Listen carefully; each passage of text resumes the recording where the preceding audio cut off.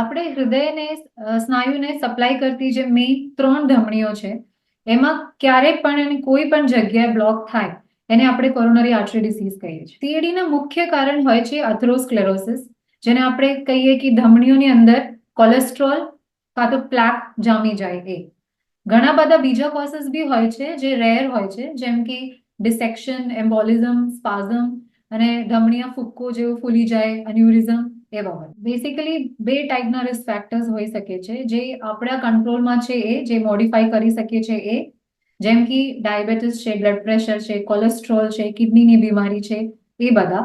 અને જે આપણા કંટ્રોલમાં નથી, જે નોન મોડિફાયેબલ છે, જેમ કે ઉંમર છે અને વારસાગત છે, ફેમિલી હિસ્ટ્રી. તો પોઝિટિવ ફેમિલી હિસ્ટ્રી કોને કહેવાય? જે આપણા ફાધર કાં તો આપણા સગા ભાઈને કોઈને પણ હાર્ટ એટેક કાં તો સ્ટ્રોક લેસ દેન 55 યર્સમાં થયું હોય, કાં તો આપણા મધર કે સગા બહેનને લેસ દેન 65 યર્સમાં સ્ટ્રોક કે હાર્ટ એટેક થયો હોય, તો એને પોઝિટિવ ફેમિલી હિસ્ટ્રી કહેવાય. યુઝ્યુઅલી જો કોરોનરી આર્ટરી ડિસીઝ વાળા દર્દીઓ છે એમના કેસીસમાં છાતીના વચ્ચોવચ્ચ એમને હેવીનેસ બહાર જેવું ફિલિંગ થાય, સાથે સાથે ખૂબ જ પરસેવું થાય, કોઈ પણ કામ કરે તો એ દુખાવ એ વધે અને સાથે એમને શ્વાસ ચડે, ગભરામણ થાય. કોઈ કોઈ કેસીસમાં એ પેશન્ટ્સમાં એ પ્રસરિત બી થઈ શકે છે બેકમાં અને હાથોમાં. તો જેમ રિસ્ક ફેક્ટર્સ જે આપણે ડાયાબિટીસના દર્દીઓ છે, બ્લડ પ્રેશરના દર્દીઓ, જેમાં કોલેસ્ટ્રોલ વધારે છે, વાના દર્દીઓ, રૂમેટોઇડ આર્થરાઇટિસ અને મેઇન તો વારસાગતમાં જે ફેમિલી હિસ્ટ્રી પોઝિટિવ હોય છે એ દર્દીઓ વધારે રિસ્કમાં છે.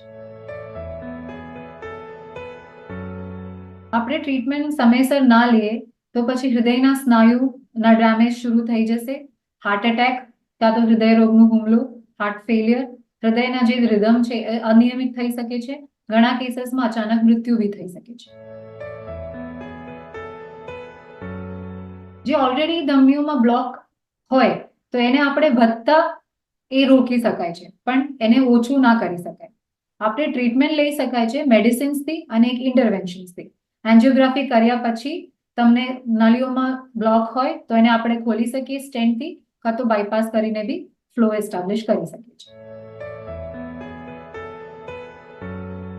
મેઇન તો આપણે સ્વસ્થ આહાર અને કોઈ વ્યસન હોય તો એ બંધ કરવી જોઈએ, કેફીન ઇન્ટેક ઓછું કરવી જોઈએ, વજન હોય તો એ વધારે હોય તો એ ઘટાડવું જોઈએ અને એક્સરસાઇઝમાં ખાસ આપણે vigorous intensity exercise minimum 75 minutes in a week થવું જોઈએ.